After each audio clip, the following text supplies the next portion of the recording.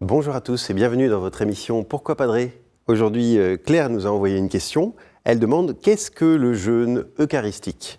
Deux termes, peut-être un petit peu compliqués, qui signifient s'abstenir de nourriture avant la messe. Et l'Église aujourd'hui demande de s'abstenir de nourriture 1 heure avant la communion, à l'exception de l'eau et des médicaments, bien entendu.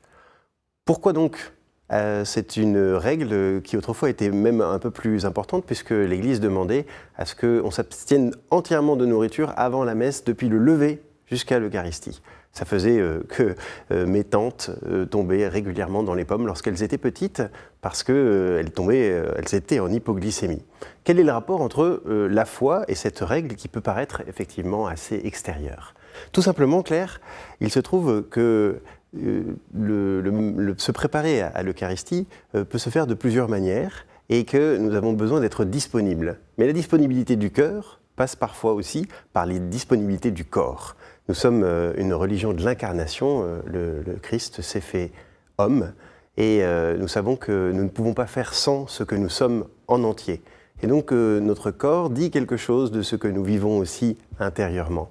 Et cette faim que nous allons essayer de garder, elle est là pour nous rappeler que nous sommes invités à avoir faim de Dieu. Vous voyez, notre corps va en quelque sorte guider notre cœur pour que ce que nous vivons soit encore plus authentique. Si vous allez à un très très bon repas, que c'est un grand événement que vous allez célébrer, il est évident que vous ne vous mettez pas à prendre de la nourriture juste avant. Au contraire, vous vous réservez pour pouvoir profiter de ce qui va vous être proposé et qui sera probablement excellent.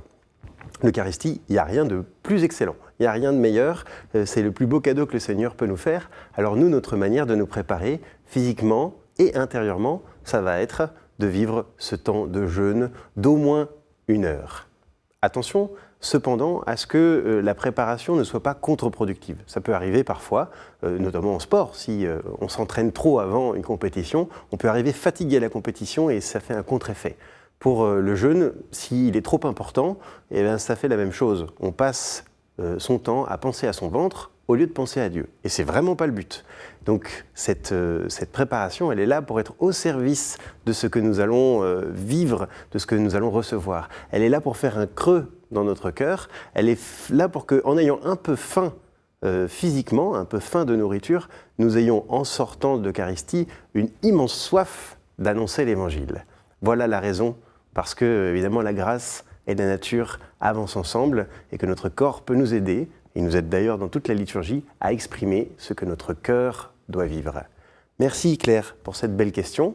Si vous aussi vous avez des questions, n'hésitez pas à nous les envoyer à l'adresse pourquoipadré@kto.tv.com. Vous pouvez nous rejoindre sur les réseaux sociaux avec le hashtag pourquoipadré et retrouver chacune de nos vidéos sur le site ktotv.com. Au revoir.